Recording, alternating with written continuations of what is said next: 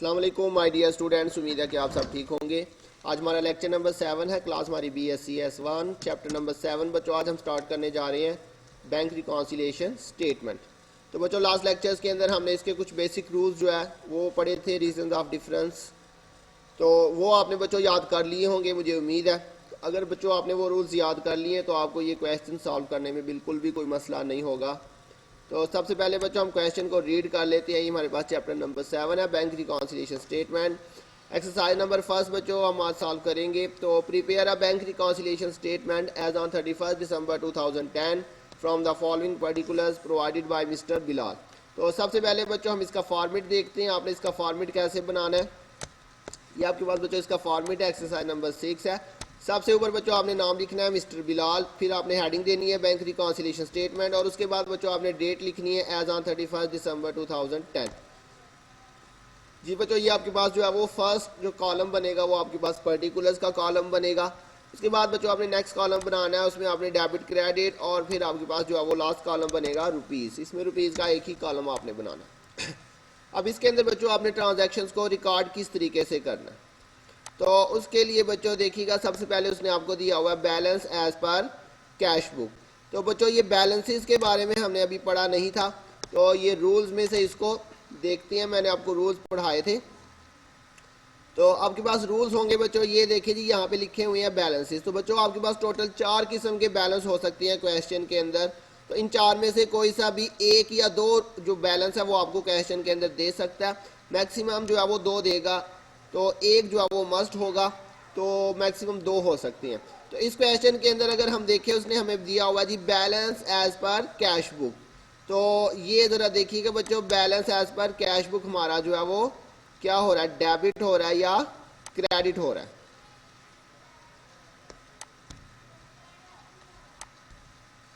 जी तो ये देखिए जरा बच्चों, balance as per cash book ये हमारा डेबिट बैलेंस होता है। तो जब भी आपके पास आएगा ना balance as per cash book, तो ये हमारा डेबिट होगा। ये कैश इन हैंड का ही नाम है, कैश इन हैंड को ही वो balance as per cash book भी लिखता है।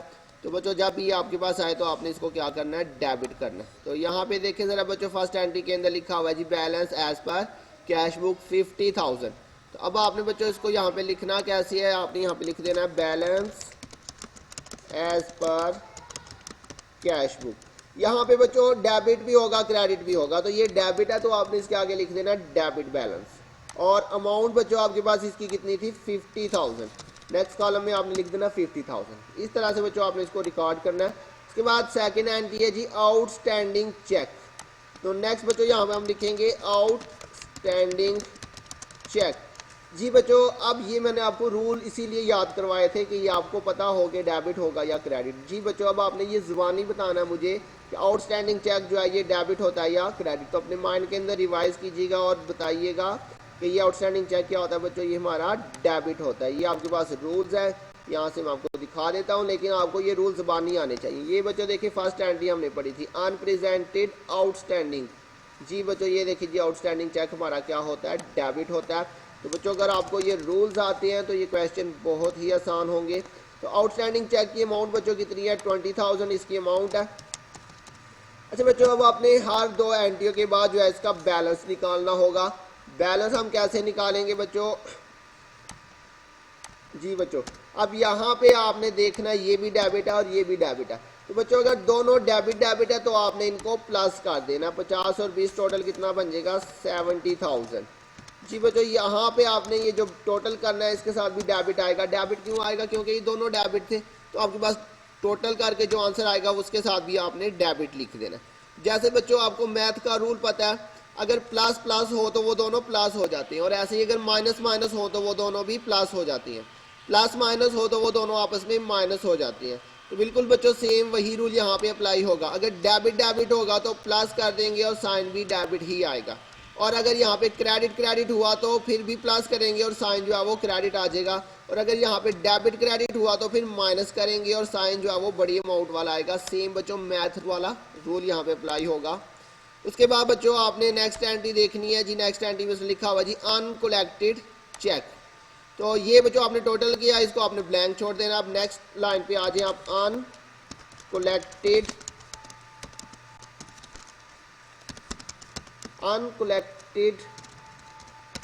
चेक। जी बच्चों, अनकलेक्टेड चेक अब ये डेबिट होता है या क्रेडिट होता है, ये आपको ज़बानी आना चाहिए। तो ये बच्चों यहाँ से देख लें, ये आपके पास रूल्स हैं, यहाँ पे लिखा हुआ है जी अनकलेक्टेड, अनक्रेडिटेड या अनक्लियर चेक। और ये बच्चों हमारा क्या होता है, क्रेडिट होता है। तो इसीलिए मैं आपको कह रहा था कि आपको रूल्स आने चाहिए। तो बच्चों ये क्या होगा, क्रेडिट। अमाउंट आपके पास इसकी कितनी है, अमाउंट आपके पास है 1500, तो यहाँ पे आ जाएगा 1500। अब बच्चों फिर से हमने इसका बैलेंस निकालना है। मैंने आपको बताया हर दो एंट्रीज के बाद आपने बैलेंस निकालना है। तो बच्चों अब हम इनको प्लस करेंगे या माइनस। तो बच्चों मैंने आपको बताया ये एक डेबिट है और दूसरी अमाउंट जो है ये क्रेडिट है। तो जब डेबिट क्रेडिट होगी तो आपने इनको माइनस कर देना। मैथ का रूल है बच्चों, प्लस माइनस हो तो हम उसको माइनस कर देते हैं। तो ऐसे ही बच्चों यहाँ पे डेबिट क्रेडिट होगा तो हम उन दोनों वैल्यूज़ को क्या कर देंगे, माइनस। तो 70,000 में से आपने माइनस कर देना 1500। अच्छा बच्चों, अब इसके साथ हम बैलेंस के साथ कौन सा साइन लिखेंगे, डेबिट का या क्रेडिट का। तो उसके लिए बच्चों आपने याद रखना है जो सी अमाउंट दोनों में से बड़ी होगी उसका साइन लिखेंगे। तो ये 1500 और ये 70,000, तो इन दोनों में से बड़ी वैल्यू कौन सी है, 70,000। तो इसका साइन कौन सा है बच्चों, डेबिट। तो ये इसके साथ भी, बैलेंस के साथ भी डेबिट साइन आ जाए। क्लियर हो गया बच्चों। उसके बाद बच्चों नेक्स्ट एंट्री है, उसमें उसने कहा जी bank charges deducted by bank. तो यहाँ पे लिख लेंगे बच्चों bank charges deducted by bank. तो बच्चों bank charges deducted by bank debit होगा या क्रेडिट। तो बच्चों बैंक जब आपके अकाउंट में से चार्जेस काटेगा तो वो हमारे अकाउंट में से कमी हो जाएगी, बैंक अकाउंट में से क्या होगी, कमी। और डिक्रीज इन बैंक जो है वो क्रेडिट हो जाएगा। तो ये रूल भी मैंने आपको पढ़ाया था एक्सपेंस के बारे में। यहाँ पे ये हमने बच्चों रूल नंबर 6 पढ़ा था, any expense paid or made by bank. Bank आपके अकाउंट में से कोई भी एक्सपेंस पे कर देता है या आपके अकाउंट में से कोई एक्सपेंस जो है वो डिडक्ट कर लेता है, तो हमने उसको क्या करना है, क्रेडिट कर देना। और ये बच्चों बैंक चार्जेस यहाँ पे लिखा भी हुआ है। तो bank charges deducted by bank, जब भी आपके अकाउंट में से कोई डिडक्शन होगी या कोई आपके अकाउंट में से पेमेंट होगी, एनी एक्सपेंस पेड हो या डिडक्टेड हो आपके अकाउंट में से, क्योंकि उसकी वजह से आपके अकाउंट में कमी हो जाएगी, इसलिए हमने उसको क्या कर देना है, क्रेडिट। वैसे तो एक्सपेंसेस डेबिट होते हैं, लेकिन एक्सपेंसेस की वजह से बैंक अकाउंट में कमी होगी, इसलिए हम उसको क्या करेंगे, क्रेडिट करेंगे। तो ये बच्चों आपके पास आ जाएगा bank charges deducted by bank. 500 इसकी अमाउंट है बच्चों, तो ये आपके पास जो है ये क्रेडिट होगा, अमाउंट आ जाएगी 500। आप फिर से बच्चों ज़रा देखिएगा, यहाँ पे हमारे पास जो है वो एक डेबिट बैलेंस है और एक जो है वो क्रेडिट है। तो बच्चों क्या करेंगे, फिर से इन दोनों को माइनस कर देंगे, 68,500 और माइनस 500 करेंगे, तो ये 68,000। और कौन सी वैल्यू बच्चों बड़ी आ रही है, डेबिट वैल्यू बड़ी आ रही है, इसलिए जो बैलेंस आएगा उसके साथ हम डेबिट साइन लिख देंगे। नेक्स्ट है बच्चों customer directly deposit into bank 4000। Customer ने डायरेक्टली हमारे अकाउंट में पैसे डिपॉजिट करवा दिए 4000, तो ये आ जाएगा जी डायरेक्ट डिपॉजिट बाय कस्टमर। तो जी बच्चों डायरेक्ट डिपॉजिट बाय कस्टमर, ये अगर हम रूल्स में से देखें तो बच्चों ये हमारे पास आ रहा है रूल नंबर 7 के अंदर, ये हमने पढ़ा था डायरेक्ट डिपॉजिट बाय कस्टमर। आपके अकाउंट में बच्चों कहीं से भी पैसे आ रहे हैं आपके कस्टमर की तरफ से, या आपको डिविडेंड कलेक्ट हो रहा है, इंटरेस्ट आपको रिसीव हो रहा है, तो बच्चों किसी भी वजह से आपके अकाउंट में पैसे रिसीव हो रहे हैं, लिखा हुआ amount income receipt collected by bank, जब पैसे आपके लिए बैंक कलेक्ट करेगा तो हमने उसको क्या करना है, डेबिट। जी बच्चों डेबिट क्यों करना है, क्योंकि हमारे बैंक में इजाफा हो रहा है, जब भी कलेक्शन होगी हमारे अकाउंट में पैसे आएंगे तो हमने उसको डेबिट करना है, कहीं से भी पैसे आएंगे। तो डायरेक्ट डिपॉजिट बाय कस्टमर, इसका मतलब है कि हमारे अकाउंट में पैसे आ रहे हैं, तो जब भी हमारे अकाउंट में पैसे आएंगे हमने उसको डेबिट कर देना है। अमाउंट आपके पास है 4000। जी बच्चों फिर से हमने इसका बैलेंस निकाल लेना है। तो बैलेंस निकालने के लिए अब ज़रा बच्चों यहाँ पे देखें, ये आपके पास ये भी डेबिट बैलेंस है और उसके बाद ये भी डेबिट बैलेंस है। तो डेबिट बच्चों क्या कर देंगे, प्लस कर देंगे। तो ये आपके पास 68,000 और प्लस 4000, तो ये आपके पास टोटल जो है वो 72,000। अब बच्चों दोनों ही डेबिट बैलेंस है तो डेबिट करेंगे तो ये डेबिट ही आएगा इसके साथ। इसके बाद बच्चों लास्ट एंट्री है जी ओमिटेड चेक। ओमिटेड चेक बच्चों आपके पास आ जाएगा। ओमिटेड चेक मैंने आपको बताया था ऐसा चेक जो हमने कैश बुक में तो लिख लिया लेकिन बैंक में जमा नहीं करवाया। तो ये बच्चों हमने रूल नंबर 3 पढ़ा था बच्चों, cheque recorded in cash book but not deposited into bank. Cash book में तो चेक रिकॉर्ड कर चुके हैं लेकिन बैंक में जमा ही नहीं करवाया, इसको हम ओमिटेड चेक भी कहते हैं, या फिर अनडिपॉजिटेड कैश भी हो सकता है कि कैश हमने जो है वो बैंक में जमा करवाना था, कैश बुक में लिख लिया, फिर बैंक में जमा ही नहीं करवाया। तो ये बच्चों हमारा क्या होगा, क्रेडिट होगा। तो ओमिटेड चेक जो है ये हमारा क्या होता है बच्चों, क्रेडिट होता है। इसकी अमाउंट कितनी है आपके पास, 6000। अब बच्चों फिर से इसका बैलेंस निकालेंगे तो ये आपके पास बच्चों अब एक वैल्यू जो है वो डेबिट हो रही है और एक जो है वो क्रेडिट हो रही है। तो डेबिट क्रेडिट होगी तो फिर डिफरेंस लेंगे 72,000 माइनस 6000। और बच्चों वैल्यू कौन सी बढ़ी है, डेबिट वाली वैल्यू बढ़ी है, इसलिए साइन जो है वो आपके पास डेबिट आ जाएगा। तो बच्चों अब आपने एंड पे क्या करना है, ये हमारा क्वेश्चन कंप्लीट हो गया। यहाँ पे कैश बुक बैलेंस लिखा हुआ है तो बच्चों आपने एंड पे आके जो है ना वो पासबुक बैलेंस, और यहाँ पे बच्चों देखिएगा जो आपके पास लास्ट आंसर आया 66,000 ये डेबिट आ रहा है, तो बच्चों आपने नीचे क्रेडिट लिखना है, उसके उल्ट लिखना है और ये अमाउंट आ जाएगी 66,000। ये आंसर बच्चों आपने क्वेश्चन के एंड पे अलहदा से टेबल से हट के आपने अलहदा से लिखना है। और यहाँ पे बच्चों कैश बुक होगी तो नीचे पासबुक लिखेंगे, और अगर यहाँ पे पासबुक दिया हो तो यहाँ पे कैश बुक लिख लेंगे। और ये आपने फाइनली देखना है, अगर डेबिट आ रहा है तो ये क्रेडिट लिखेंगे, क्रेडिट आ रहा है तो डेबिट लिखेंगे। तो ये बच्चों हमारे पास बैंक रिकॉन्सिलिएशन स्टेटमेंट का एक क्वेश्चन जो है ये कंप्लीट हो चुका है। तो बच्चों बिल्कुल आसान क्वेश्चन है, आपको जस्ट रूल्स आने चाहिए। तो आज हम दो क्वेश्चन करेंगे, एक्सरसाइज नंबर 7 भी हम आज सॉल्व करेंगे। ये भी बिल्कुल इसी तरह की एक्सरसाइज है बच्चों। इसमें भी उसने आपको कहा हुआ है prepare a bank reconciliation statement as on 31 August 2010 from the following particulars. अच्छा बच्चों अब यहाँ पे उसने आपको नाम नहीं मेंशन किया हुआ तो इसलिए हम फॉर्मेट में जाके सिर्फ क्या लिख लेंगे, बैंक रिकॉन्सिलिएशन स्टेटमेंट, और उसके बाद बच्चों उसकी डेट आ जाएगी। उसके बाद बच्चों इसका बैलेंस लिखती हैं। बैलेंस में उसने आपको बताया हुआ जी overdraft as per cash book, तो यहाँ पे आ जाएगा बच्चों overdraft as per cash book. तो बच्चों overdraft as per cash book ये हमारा कौन सा बैलेंस होता है, ये आपके पास बच्चों यहाँ पे दिया हुआ है, ये नंबर 3 पे overdraft balance as per cash book, और ये बच्चों हमारा क्रेडिट होगा।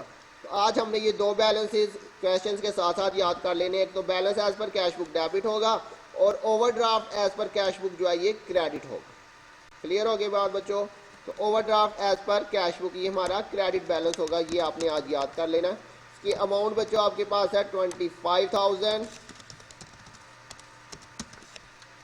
इसके बाद बच्चों नेक्स्ट एंट्री है, उसने कहा हुआ जी अनप्रेजेंटेड चेक। फिर से बच्चों वो ये एंट्री है अनप्रेजेंटेड चेक, और ये बच्चों अब आपको याद हो चुका होगा ये हमारा डेबिट बैलेंस होता है। तो इसकी अमाउंट आपके पास कितनी है 30,000। अब बच्चों फिर से इसका बैलेंस निकालेंगे। बैलेंस के लिए बच्चों आपने क्या करना है, एक डेबिट है और एक जो है वो क्रेडिट है। तो जब डेबिट क्रेडिट होगी तो आपने इन दोनों का क्या ले लेना, डिफरेंस। बच्चों कितना डिफरेंस आएगा, 5,000 का डिफरेंस आ रहा है। अच्छा बच्चों आपने डिफरेंस जो लेना है उसके साथ आपने माइनस का साइन नहीं शो करना। 25,000 में से 30,000 माइनस करें तो माइनस 5,000 आ रहा है। तो बच्चों यहाँ पे आपने बिल्कुल भी माइनस का साइन शो नहीं करना, चाहे प्लस में आए चाहे माइनस में आए, आपने ऐसे ही वैल्यू लिखनी है, कोई प्लस माइनस इसके साथ मेंशन नहीं करना। अच्छा बच्चों अब आपके पास यहाँ पे साइन कौन सा आएगा, डेबिट या क्रेडिट। तो उसके लिए मैंने आपको रूल बताया, जो दोनों वैल्यू जिनका आप डिफरेंस ले रहे हैं उनमें से जो बड़ी वैल्यू है उसका आपने जो है साइन यहाँ पे लिखना है। तो बच्चों 25,000 और 30,000 कौन सी वैल्यू बड़ी है, 30,000 आपके पास बड़ी वैल्यू है, तो इसका साइन कौन सा है बच्चों, डेबिट। तो आपने इसके साथ जो है वो डेबिट साइन मेंशन कर देना। क्लियर हो गया बच्चों।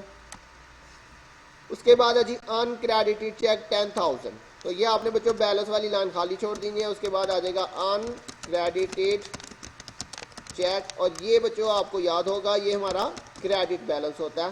तो इसकी अमाउंट आपके पास कितनी है 10,000। अब बच्चों फिर से इसका बैलेंस निकालेंगे। तो एक जो है वो फिर से डेबिट है और एक जो है वो क्रेडिट है, तो दोनों का डिफरेंस लेंगे तो 5,000 ही डिफरेंस आएगा। और बच्चों अब कौन सी वैल्यू बढ़ी है बच्चों, आपके पास क्रेडिट वाली जो अमाउंट है वो बढ़ी है, ये 10,000 आपके पास क्रेडिट है, इसलिए साइन जो है वो आपके पास बड़ी अमाउंट वाला आ जाएगा, क्रेडिट साइन। नेक्स्ट एंट्री में उसने कहा हुआ interest on loan debited bye bank. तो ये बात भी बच्चों याद रखिएगा, जब भी बैंक किसी चीज़ को डेबिट करेगा हमने उसको क्रेडिट कर देना, और बैंक क्रेडिट करेगा तो हमने उसको डेबिट कर देना। हम हमेशा बैंक के या पासबुक के उल्ट चलेंगे।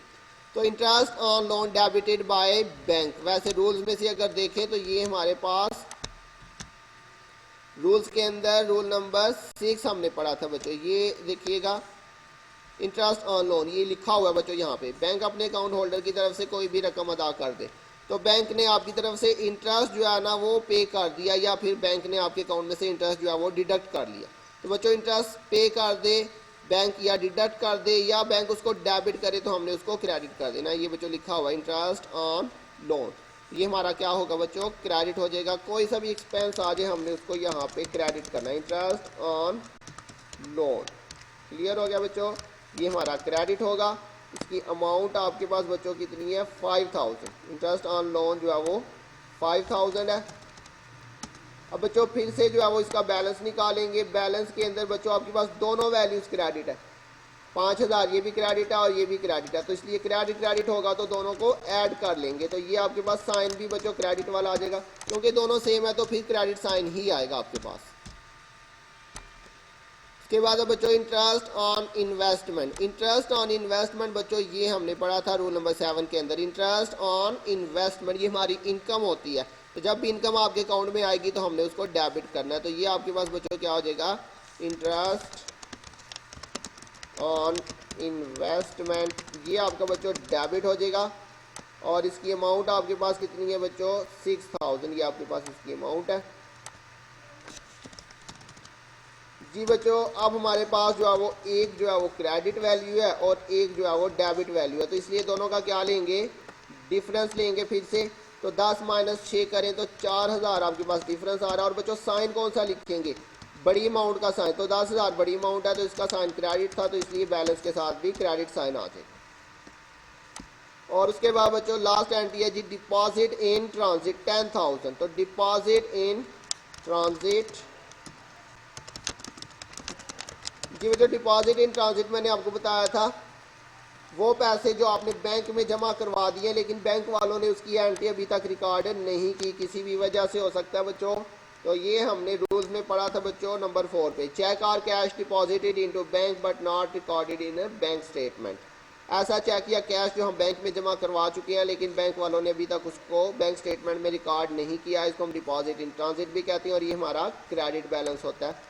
तो ये बच्चों आपके पास क्रेडिट बैलेंस आ जाएगा। अमाउंट आपके पास है 10000 जी बच्चों। ये आप इसका फिर से बैलेंस निकालते हैं, तो बैलेंस के अंदर बच्चों ये दोनों क्रेडिट हैं, 4000 भी क्रेडिट है, 10000 भी क्रेडिट है, तो ये दोनों ऐड हो जाएंगी, आपके पास टोटल आ जाएगा 14000। और साइन बच्चों कौन सा आ जाएगा, क्रेडिट साइन। अब यहाँ पे बच्चों फिर से कैश बुक है तो हम नीचे क्या लिख देंगे, पासबुक। मैंने बताया ऊपर कैश बुक होगी तो नीचे पासबुक लिख देंगे, क्या आ जाएगा, पासबुक बैलेंस। और ये बच्चों यहाँ पे आपके पास क्रेडिट आ रहा है तो यहाँ पे ये आपके पास डेबिट आ जाएगा, और अमाउंट आपके पास आ जाएगी 14000। अच्छा बच्चों यहाँ पे ओवरड्राफ्ट लिखा आपने, यहाँ पे ओवरड्राफ्ट नहीं लिखना, यहाँ पे आपने ऐसे ही लिखना है हमेशा, पासबुक बैलेंस या कैश बुक बैलेंस। तो ये बच्चों हमारा सेकंड क्वेश्चन भी कंप्लीट हो गया। तो बच्चों मुझे उम्मीद है आपको समझ आ गई होगी। अगर आपको रूल्स याद हैं तो ये क्वेश्चन बहुत ही आसान है। तो अगर अभी तक आपने रूल्स नहीं याद किए तो उसको अच्छे से याद कीजिएगा और उसके बाद आपने ये क्वेश्चन सॉल्व करने हैं। तो मुझे उम्मीद है आपको समझ आ गई होगी। अपना ध्यान रखिएगा बच्चों, बहुत जल्द मिलेंगे नेक्स्ट लेक्चर के साथ, तब तक के लिए अल्लाह हाफिज़।